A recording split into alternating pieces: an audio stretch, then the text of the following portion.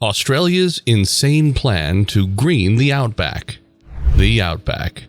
It's one of Australia's most iconic landscapes, but it's also one of the world's harshest environments. Australia is the world's driest inhabited continent, located in the southern hemisphere's subtropical belt. The outback is nearly twice the size of India, spanning over 5.7 million square kilometers. The outback is currently uninhabitable because temperatures frequently exceed 120 degrees Fahrenheit or 49 degrees Celsius, and the region receives less than 8 inches of rain per year. This makes the area extremely hostile to life. Australia has long desired to increase arable land by repopulating the outback and transforming the continent into a completely different climate. In this video, we will show you an amazing plan made in 1938 to green the outback, which is currently back on political agenda in Australia. And we will show you how the plan could make the outback livable for humans and native animals such as the kangaroo, emu, koala, and crocodile. Welcome back to Circle of the Earth, where we explore everything about reforestation, desertification, and greening projects. So what are we waiting for? Let's get started.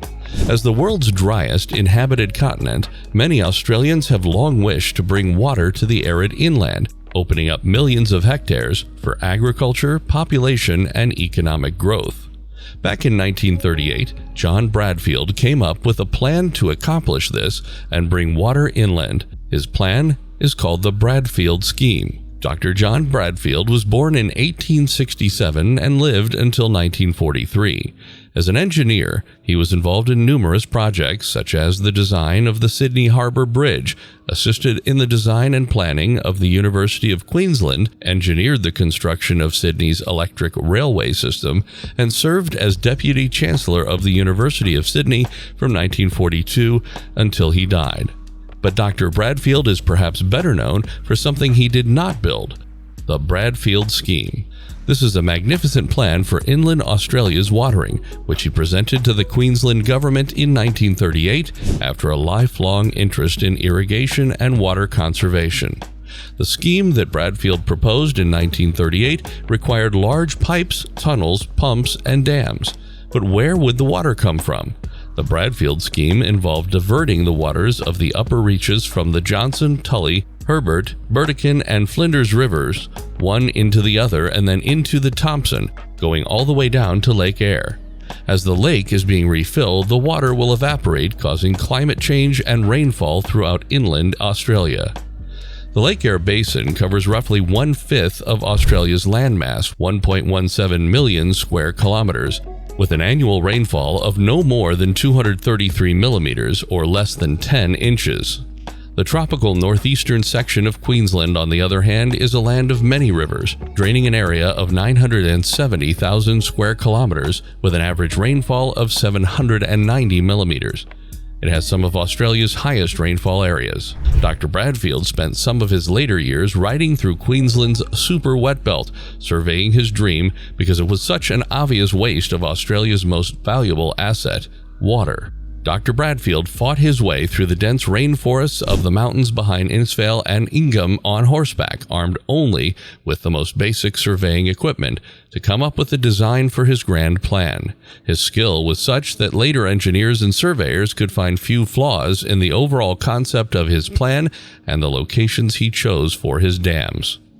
But as is often the case with visionary men, Dr. Bradfield's dream of transforming Central Australia into his Girraween, a place of flowers, was not without its detractors. Following his first concrete proposal of the scheme in a report to the Queensland government in 1938, and with great excitement and a large loyal base of support, it wasn't long before the criticisms began. The scheme had been criticized due to the high capital and ongoing operating costs, which would render the project unprofitable. Also, critics say the plan is too ambitious and that the resulting reservoir Lake Eyre could lead to devastating floods. Elevation measurements were taken with a barometer, which resulted in inaccurate land heights and errors in the proposal. In most cases, Bradfield had no access to river flow records. Reduced river discharge to the Great Barrier Reef Lagoon may have a negative impact on coastal fisheries by reducing the supply of terrestrial organic matter to the coastal and estuarine environment. In 1947, another engineer, Dr. Nimmo, conducted a critical review of the scheme. He demonstrated that Bradfield's estimates of the amount of water available from easterly flowing rivers was roughly 2.5 times higher than reality. According to Nimmo, Bradfield calculated evaporation rates using a formula applied to German rivers. By applying this formula to the hot Australian interior, he severely underestimated the amount of water that would evaporate in transit, causing more water to be lost through seepage and the inland reservoirs created to be insufficient to induce rainfall. When these factors were considered, the enormous costs outweighed the actual benefits of the plan. Supporters claimed the proposal could be changed, but as public support dwindled, the Bradfield project was put on hold indefinitely. Plans that appeal to popular sentiment, however, do not vanish overnight, and a vocal minority has pushed the governments to reconsider over the years. The original scheme was then revised by different engineers. This revised report proposed diverting water from the upper reaches of 4 coastal streams to the Midwest and Central Western Plains for crop irrigation, cattle fattening, timber farms, and drought mitigation for sheep. As a result, Queensland Premier Sir John Bjelke-Petersen announced that the Queensland government would proceed with the revised scheme and secured a $5 million commitment from the then federal government. In 2007, 80 years after Bradfield designed the Bradfield scheme, the Australian government released a report stating that the plan was viable and that it could be implemented. The report stated that the plan would cost around $40 billion, but that the benefits would be worth it. It's a lot of money, but the potential rewards are enormous. The plan has the potential to transform Australia into a green paradise, allowing for increased food production as well as an increase in tourism, both of which have numerous economic benefits. According to the report, the plan would have to be implemented over a period of 50 to 100 years and would have to be a collaborative effort between the Australian government and the private sector. In 2020, the Australian government published a revised plan titled the Bradfield Scheme 2.0. The new plan was very similar to the original, but with a few key changes. The most notable change was that the plan would no longer divert rivers into Lake Eyre, but instead focused on building dams and reservoirs throughout the outback. This change was made to address criticism that the original plan would lead to devastating floods. Taken together, the Bradfield project has captivated many Australians, but its realization has remained elusive.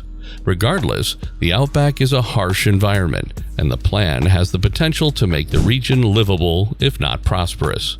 The government clearly needs to conduct more research, and only time will tell if the plan is really implemented. Don't you also think this project is such an inspiration? Let us know in the comments what you think about the amazing Bradfield scheme. If you like this video, please like, share, and subscribe. Don't forget to hit the bell icon to get notified on every new video from our channel. Thanks for watching.